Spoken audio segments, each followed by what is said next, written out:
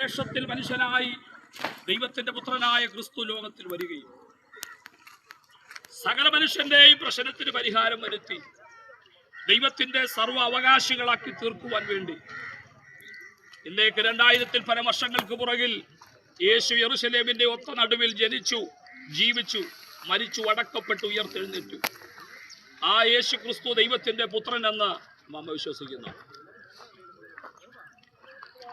ആ യേശു ക്രിസ്തു വീണ്ടും തന്നോട് ചേരുവാൻ വേണ്ടി ദൈവം വെച്ചിരിക്കുന്ന വ്യവസ്ഥകളും നിയമങ്ങളും അനുസരിക്കുന്നവരെ ഈ മണ്ണിൽ നിന്ന് വിണ്ണിലേക്ക് ചേർക്കുവാൻ വേണ്ടി മധ്യാകാശത്തിങ്കൽ തന്റെ സഭയെ ചേർക്കുവാൻ വരുമെന്നും വിശ്വസിക്കുന്നു. അങ്ങനെ വിശ്വസിക്കുന്നവരെ വെള്ളത്തിൽ മുക്കി സ്നാനപ്പെടുത്തണമെന്നുള്ള കർത്താവിന്റെ കൽപ്പനയാൽ ഞങ്ങൾ ഒരുമിച്ച് നിങ്ങളെ ഇപ്പോൾ സ്നാനപ്പെടുത്താൻ പോവാ.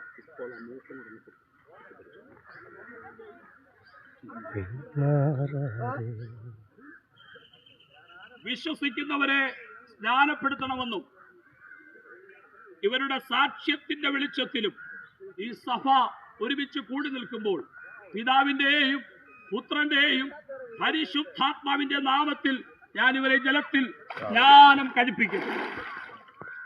മരണപര്യന്തം വിശ്വസ്തയായിരിക്കുക, എന്നാലോ ഈ ജീവകിരീടം പ്രാപിക്കും.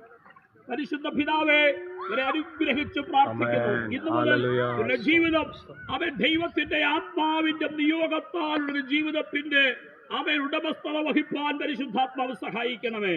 ഇവരെ അനുഗ്രഹിച്ച് പ്രാർത്ഥിക്കുന്നു. ദൈവ കൃപയാൽ, ദൈവ ശക്തിയാൽ, ദൈവനാമത്തിന്റെ സാക്ഷ്യം വഹിപ്പാൻ ഞങ്ങൾ ഇവരെ ബ്ലസ് ചെയ്യുന്നു. കർത്താവ് അത് ചെയ്യുന്നതിനായി സ്തോത്രം. യേശുവിന്റെ നാമത്തിൽ തന്നെ.